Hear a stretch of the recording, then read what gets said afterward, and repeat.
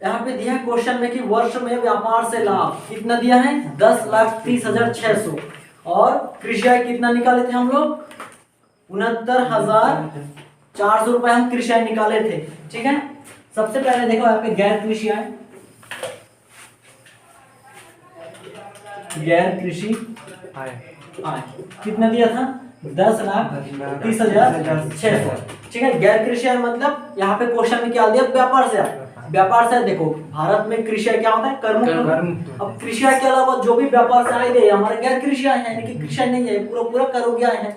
हमको क्या निकालना है, किस चीज की गणना करना है, हमको कर दायित्व की गणना करना है। तो कर दायित्व की गणना करने के लिए सबसे पहले तुम लोग हेडलाइन डाल लेना है यहाँ पे। ठीक है, हेडलाइन क्या होगा, कर दायित्व की गणना कर निर्धारण वर्ष 2021-22 के लिए। ठीक है, कर दायित्व की गणना 2021-22 के लिए, ऐसा हेडलाइन हर किसी क्वेश्चन में डालना है पूरे इनकम टैक्स चैप्टर में। ठीक है, इनकम टैक्स सब्जेक्ट में पूरा हर किसी चैप्टर में हर किसी क्वेश्चन का हेडलाइन ऐसे डालना है। ठीक है, किस चीज की गणना करना है ऊपर में लिखना है, उसके बाद कर निर्धारण वर्ष 21-22 के लिए। ठीक है, ऐसा हर क्वेश्चन में हेडलाइन डालना है। उसके बाद देखो किस चीज की गणना करना है, कर दायित्व की गणना करना है। तो क्वेश्चन क्या बोल रहे हैं कि व्यापार से लाभ, वर्ष भर में व्यापार करके बिजनेस करके तुम क्या कमाए हो, कितना लाख कमाए हो 10,30,600 रुपए तुम कमाए हो। ठीक है, व्यापार से आए, व्यापार से आए मतलब करोगे आए। ठीक है, एक कृषि आय नहीं है, व्यापार से आए हैं। ठीक है, गैर कृषि आय है। कितना कमाए हो तुम इसमें 10,30,600 रुपए यहाँ पे कमाए हो गैर कृषि आय। ठीक, व्यापार से आए। दूसरा क्या चीज दिया है, कृषि आय। कृषि आय कितना दिया है 69,400। ठीक, 69,400 कृषि आय दिया है। इन दोनों से हमको क्या निकालना है, कर दायित्व की गणना करना है। ठीक है, कर दायित्व की गणना करना है। अब देखो यहाँ पे कृषि आय को हम तभी जोड़ेंगे जब 5,000 से अधिक होता है। ठीक है, कृषि आय जब 5,000 से अधिक होगा तभी हम यहाँ पे गैर कृषि आय में जोड़ के कुल आय निकालेंगे। क्या 5,000 से अधिक है यहाँ पे है, तो हम इसको वहां पे जोड़ेंगे। ठीक, कितना होगा देखो जोड़ के जल्दी से। उसके बाद इसमें आयकर की गणना करेंगे। ठीक है, कर दायित्व की गणना करेंगे। 11 लाख। कितना 11 लाख 11 लाख रुपए। 11 लाख रुपए ये हो गया हमारा कुल आय। ठीक, कुल आय हमारा क्या हो गया 11 लाख रुपए। इसी से हम कर दायित्व की गणना करेंगे। ठीक है, अब क्वेश्चन में ये नहीं बोला है कि व्यक्ति 60 वर्ष से आयु कम है इसकी, कि इसकी आयु 60 वर्ष से अधिक है कि 80 वर्ष से अधिक है, यानी कि यह व्यक्ति सामान्य है कि अति वरिष्ठ है कि वरिष्ठ है, कुछ नहीं बोला क्वेश्चन में। वरिष्ठ है बोला है। ठीक है, कितना साल, कुछ आयु बोला है, आयु सीमा कितने साल है, कितने आयु सीमा कुछ नहीं बोला, परंतु ये बोल दिया क्वेश्चन में कि वरिष्ठ है। ठीक है, चलो वरिष्ठ है। वरिष्ठ है का मतलब क्या होता है 60 साल से जिसकी आयु 60 वर्ष से अधिक होते है उसे वरिष्ठ व्यक्ति कहा जाता है। ठीक है, अब हम कर दायित्व की गणना करेंगे तो क्या होगा यहाँ पे 11 पहले आयकर की गणना। ठीक है, इसके लिए सर्वप्रथम क्या होता है, सर्वप्रथम 3 लाख तक कर मुक्त है। क्यों, क्योंकि यह व्यक्ति वरिष्ठ व्यक्ति है। ठीक है, 3 लाख तक कर मुक्त, 3 लाख तक इसका छूट हो गया, कर मुक्त हो गया। उसके बाद अगला 2 लाख में 5%, अगला 2 लाख पर 5% लगा, 2 लाख पर 5% 10,000। ठीक है, 2 लाख पर 5% 10,000 हम यहाँ पे लिख के काट के। अब देखो हमारे पास कितना था 11 लाख हमारे पास बैलेंस था। ठीक है, यहाँ पे देखो समझने के लिए यहाँ पे 11 लाख रुपए हमारे पास बैलेंस है, उसमें से 3 लाख रुपए पहले हमारा कर मुक्त हो गया, नील हो गया। ठीक, तो यहाँ से 3 लाख माइनस कर दो, 3 लाख लिमिट घटा लो क्योंकि 3 लाख हमारा कर मुक्त हो गया, छूट हो गया, तो बचा कितना 8 लाख। अब इस 8 लाख में 2 लाख पर तुम 5% के हिसाब से टैक्स लगा दिए हो। ठीक है, तो इस 2 लाख को भी लिमिट यहाँ से घटा दो, 6 लाख बचा कितना 6 लाख। ठीक है, अब यहाँ पे क्या होता है अगला 5 लाख तक तुम लोग 20% लगा सकते हो, रूल है। ठीक है, अगला 5 लाख तक तुम 20% लगा सकते हो। यहाँ पे 5 लाख से ज्यादा है हमारे पास। हाँ, हाँ। हमारे पास अभी तक बैलेंस 6 लाख है, तो यहाँ पे हम 5 लाख तक 20% लगा सकते लगा हैं। सकते हैं। यदि यहाँ पे 5 लाख से कम होता तो जितना होता उतने को पूरा लगा देते हैं 20%, हाँ। लेकिन यहाँ पे 5 लाख से ज्यादा ज्यादा है, है। इसीलिए हम 5 लाख तक यहाँ पे 20% लगा सकते हैं। 5 लाख पर यहाँ पे हम 1 लाख रुपए 20%। 20% के हिसाब से लगाएंगे, यहाँ पे निकलेगा 1 1 लाख। ठीक है, 20% काटने के बाद यहाँ लिखना है इसको। उसके बाद यहाँ से 5 लाख का लिमिट घटा लो, 1 लाख कितना बचेगा? 1 लाख रुपए। 1 लाख रुपए यहाँ पे बचेगा। उस 1 लाख में यहाँ पे चाहे 1 लाख बचे, 1 करोड़ बचे, 50 करोड़, कितना भी क्यों ना बचे, जितना सारा बचेगा शेष सारी राशियों पे हम कितना देंगे?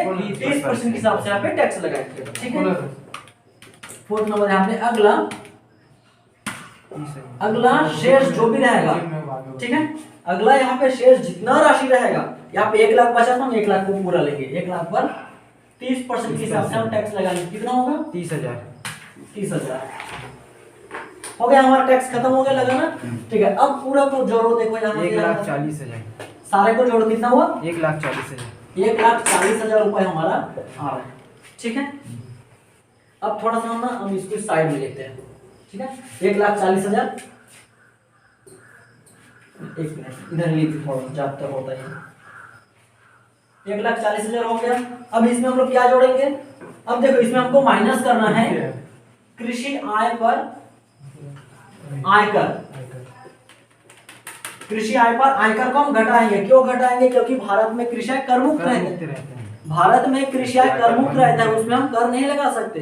इसीलिए देखो, शुरुआत में हम कुल आय निकालने के लिए कृषि आय को गैर कृषि आय के साथ जोड़ दिए थे। ठीक है, इसीलिए हम उस पर जो भी आयकर की गणना हुआ उसको यहाँ से घटा देंगे। ठीक, इसीलिए यहाँ से घटाना पड़ेगा। यदि हमारे पास कृषि आय नहीं रहता तो हम यहाँ से कृषि आय को नहीं घटाते। कृषि आय था, वो भी 5,000 से अधिक था, और इसको हम जोड़ दिए थे। जोड़ने के बाद टैक्स की गणना किए थे, तो यहाँ से तुमको दिखाना पड़ेगा कि कृषि आय पर आयकर को माइनस करके दिखाना पड़ेगा, क्योंकि भारत में कृषि आय कर मुक्त रहता है, उस पर हम टैक्स नहीं लगा सकते। ठीक है, तो सबसे पहला यहाँ पे दिखाना पड़ेगा आपको 3 लाख।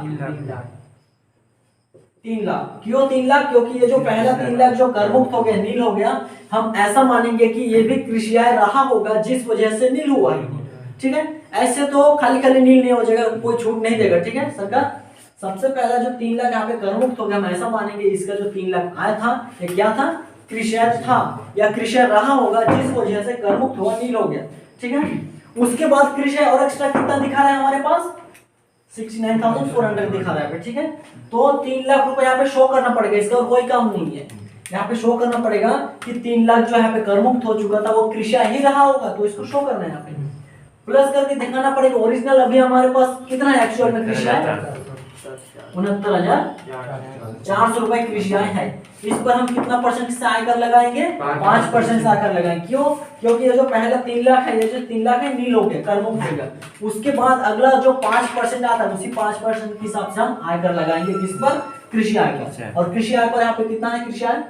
69,400। उसी 69,400 को 5% लगाएंगे, 3 लाख पर नहीं लगाएंगे। हालांकि 3 लाख को प्लस करके हम यहाँ पे शो किया है, लेकिन इसका कोई काम नहीं है 3 लाख का। ठीक है, यहाँ पे इसको शो करना है। क्यों शो करना है? क्योंकि हम ऐसा मानेंगे कि ये जो कर मुक्त हो गया 3 लाख, ये कर मुक्त हुआ इसीलिए क्योंकि ये कृषि आय रहा होगा। उसके बाद एक्स्ट्रा और हमारे पास कृषि आय कितना है? 69,400। ठीक है, तो इस 69,400 का 5% काट के लगाना है। काटो 3,470 इतना आया है। कितना में? 69,400 में 5% काटने पे आया है 3,470। अब इसको घटा दो, क्योंकि कृषि आय पर हम आयकर नहीं लगा सकते।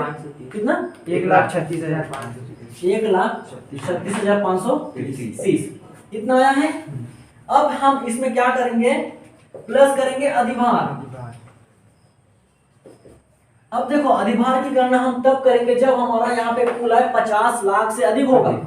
यहाँ पे 50 लाख से कम है ना, इसीलिए हम इस पर इसकी गणना नहीं कर सकते, अधिभार की गणना नहीं कर सकते। तो यहाँ पे डायरेक्ट लिख देना, यहाँ पे नहीं। ठीक है, अधिभार यहाँ पे नहीं हो सकता।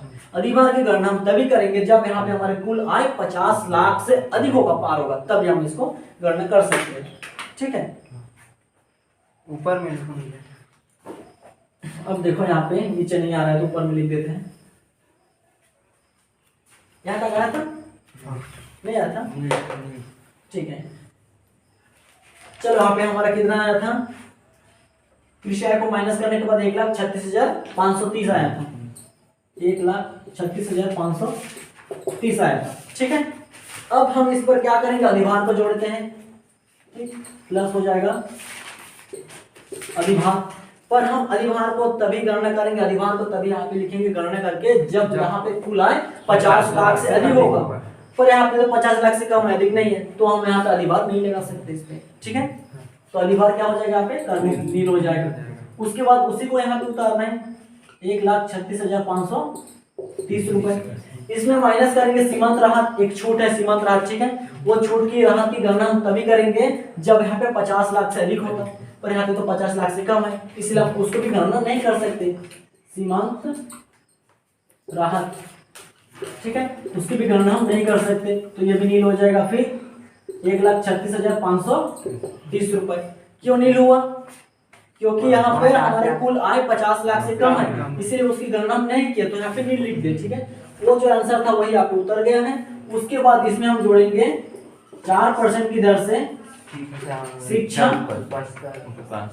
एवं स्वास्थ्य उपकर,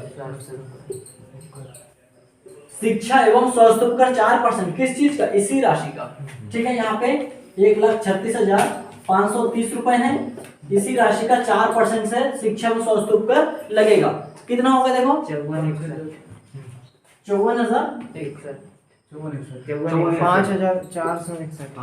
5,461 रुपए आए हैं 4% के हिसाब से। ठीक है, शिक्षा एवं स्वास्थ्य उपकर। अब इसको क्या करता है, प्लस करते हैं, क्योंकि यहाँ पे देखो, ठीक है, जो भी प्लस माइनस का साइन होता है सामने दर्शा देना है यहाँ पे। ठीक, अब इसको प्लस कर दो, 1,41,991 इतना आया। ठीक है, हाँ 0.2। हाँ, अब देखो इसको हम क्या करेंगे, राउंड फिगर में लेंगे, हमारे आंसर है। अब राउंड फिगर में क्या होगा, राउंड फिगर में क्या आएगा, हमको राउंड फिगर में क्या होता है कि 0 लाना पड़ता है, या तो 5 आगे जाओ या 5 पीछे जाओ। ठीक है, आगे जाओ या पीछे आओ। यहाँ पे 1,41,991 है, इससे हम 5 पीछे आ सकते हैं। यदि पूरा 5 पीछे ना आना पड़े तो भी चलेगा, लेकिन 5 तक पीछे आ सकते हैं, 5 संख्या, और आगे भी 5 संख्या तक आगे जा सकते हैं। और तब तक यदि शून्य नहीं मिला तो हम पीछे आना पड़ेगा, यदि पीछे आने के बाद नहीं मिला तो सामने जाना पड़ेगा, यानी कि हमको शून्य को ढूंढना है। अब देखो यहाँ पे 91 है, यानी कि हम एक कम कर देंगे, पीछे आएंगे तो हमारा 90 बन जाएगा, पीछे 0 आ जाएगा, तो राउंड फिगर में क्या आ जाएगा आंसर, 1,41,990 रुपए, ये हमारा हो जाएगा आंसर। यानी कि हमको लास्ट में 0 चाहिए राउंड फिगर में। ठीक है, और भैया यहाँ बस 50 लाख रहता कुल है, 50 लाख कुल आय रहता, तब हमको सीमांत राहत की गणना करना पड़ता, अधिभार की गणना पड़ता, जिसका कैलकुलेशन और अलग है, और अलग है। ठीक है, उसी गणना करना पड़ता। यहाँ पे जो हम नील लिखे हैं, यहाँ पे नील नहीं उसकी राशि आता, और यहाँ पे इसको प्लस करते, इसको माइनस करने के बाद और अलग आता आंसर इसका, अलग आता। हाँ, हो गया इसका, समझ आया क्या किया यहाँ पे। राउंड फिगर में यहाँ पे 0 कैसे लाए हैं, मतलब हम देखो यहाँ पे 91 है, तो 91 से 5 आगे जाएंगे या फिर 5 तक पीछे आ सकते हैं। ठीक है, 5 तक बच जाना। यदि मान लो यहाँ पे 5 तक आगे जाएंगे तो कितना, जो 91 से 96 हो जाएगा। 0 आया क्या पीछे, नहीं आया ना, तो हम पीछे तरफ आएंगे, तो पीछे 1 कम कर देंगे, 0 हमारे पास आ रहा है। पूरा 5 एक साथ कम नहीं करना है, एक एक करके कम करते करते आना है 5 तक पीछे, और आगे भी एक एक करके आगे 5 तक बढ़ना है। तब तक यदि 0 आ गया तो ठीक है। यहाँ पे हम 5 तक आगे बढ़े थे, 96 हो गया था, तो उसको नहीं ले सकते, क्योंकि पीछे अपने को 0 चाहिए राउंड फिगर।